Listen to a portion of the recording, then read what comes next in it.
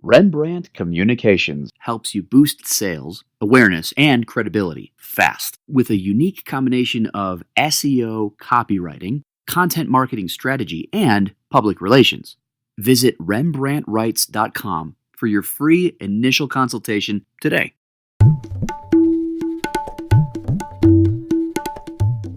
Welcome back to Simplify Your Small Business. David Wolf, once again with the amazing Melanie Rembrandt, the PR expert for small business. How are you, Melanie? Hi, David. I'm good. How are you this morning? Excellent. Doing fantastical, he said. And we got, I never trip over words, right, Melanie? We have never. a really special guest joining us. Ken McElroy is with us.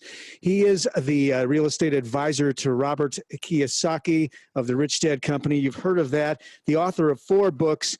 And now managing nearly $1 billion in real estate assets. Ken, welcome to the program. Thank you. Thank you very much. I appreciate being on with you guys. And Melanie, I know we talked about you introducing Ken. So anything else you'd like to add about Ken that I didn't hit?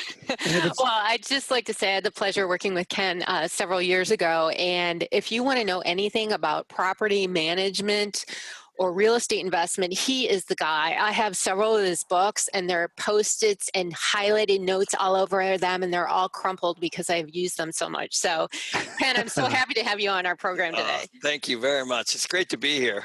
So, Ken, Melanie and I like to help small business owners understand how to simplify any aspect of their business, the operational side, the how they show up in it, the how they surround themselves with great teams, from top to bottom. So, what are some of the things that you think entrepreneurs can do to help simplify their small business? Well, I think actually there's 2 things that come to mind right away. The first thing is that I find is that, and this happened to me when I first started, was paying attention to the accounting and the cash. And I know this is a pretty boring subject, but the truth is, you really need to have, there's a lot of entrepreneurs that basically run their businesses from a bank account, and they don't really know where they are. And I think it's really important to hire you don't need an expensive little bookkeeper, but just somebody or a couple $100 a month to put things in paper and then to study that, and it'll provide you direction. I found that to be a real huge problem. And also, once they do it, I find that they see things in there and patterns in there that make them adjust. And that's all we're trying to do, is just adjust from month to month to month, or quarter to quarter to quarter, or year to year to year. That's the first thing. But I think probably the most important thing, David and Melanie, that I found is that sometimes you get so consumed in doing what you're doing that you don't take a breath and you don't look up and try to understand what the business looks like from the customer's perspective. And I think that taking the position always from, okay, what does the customer see? What do they want? Always needs to be at the forethought of every decision that's made, because they ultimately are the ones that are paying you. That is huge, because a lot of us start our businesses and are in it for so long, we forget the true value we're providing. And things change too. I mean, you constantly have to have your finger on the pulse of what your customers want and how they see your business. So I completely understand that and agree with it. Yeah, you got this moving target going on, and the customer really understands the experience of your business in a way that you never will. You'll always be too close to all of your ideas. We tend to live in a bubble, and we can tell ourselves a lot of stories, Ken, that can talk ourselves in or out of rationalizing this or rationalizing why we deploy this or deploy that or change this feature or whatever it is we do.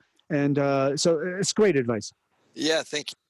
And Ken, how are some of the ways that you keep track of what your customers want? What are some of the things you do? Well, I think honestly, the best thing that happened to us, all of us, is the internet. You know, you look at Yelp, you look at the Amazon reviews, you look at, anything that's being reviewed by customers. Uber, I think it's the best thing ever, because I think it keeps everything in check. That is everything. And so, I mean, you just, not to beat on taxis, but you look at the way taxi drivers were versus Uber, it's a huge difference. And it's because they're trying to get that high Uber rating. It's the same thing on any seller on Amazon or anything like that. So So we do basically the same thing. We go to our customers and we ask, what could we do? What could we be doing better? I actually think that most businesses people could go anywhere. They can go anywhere for marketing. They can go anywhere for real estate. They can invest anywhere. And so I think that you have to pay attention to those things and deliver what they want within reason. That makes a lot of sense. And it's so simple. You just ask them. A lot of people look at technology or they hide behind emails, but sometimes it's that one-on-one interaction where you really find out what they're thinking.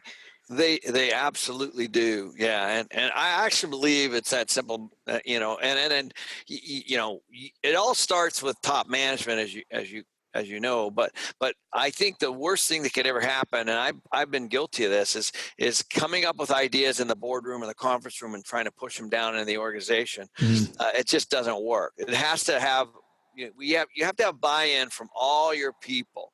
So for me, I have let's say 250 people working at my properties. We hold a conference twice a year. We fly everybody in, and basically we're like, okay, what could we be doing better as a company? And then all those ideas come from the room, as opposed to me saying, this is our agenda and these are the things I want to do next year. Love that, Ken. It's like boots on the ground. That's your source of information, because they're going to know at a granular level what's happening operationally. With 300 employees total, I mean, you could argue that you've got to abstract a lot of complexity out of that to simplify it, which is why we're here today, right? Yeah, absolutely. It's funny though, is people have opinions, if they're asked, and, right. and I love it. And they're interacting with our customer and they're saying, hey, this takes a lot of time, or this, why do I have to go to 3 places to get this? And, and so those things happen no matter how well run a company. And, and then new people are hired and new policies and regulations come in, and, all that stuff happens over time. And you got to constantly be, I think, fishing into that employee well and finding out what it is our customers need and want, and then also the customer itself. Love it. Melanie, anything to add there? I'd just like to say thanks for your insights, Ken. It's just so down to earth, but people, I think, forget that, some of the simple things work best. They do. Amazing. Ken McElroy, you can find out more about the work Ken does at kenmcelroy.com. We'll put it in the show notes, KenMCELROY. Hope I got that right, .com. I'm not a great speller, but I can talk now and then. Ken, thanks so much for joining us on the program. Melanie, my pleasure. Thanks, Ken. We really appreciate it.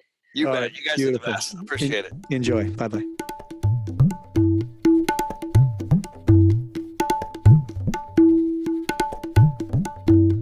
Podcast and Radio Networks produces and distributes podcasts and audiobooks for authors, speakers, entrepreneurs, and business leaders. If you're an existing podcaster, find out about our unique Grow Your Podcast distribution program to help you grow, connect, engage, and transact with your audience.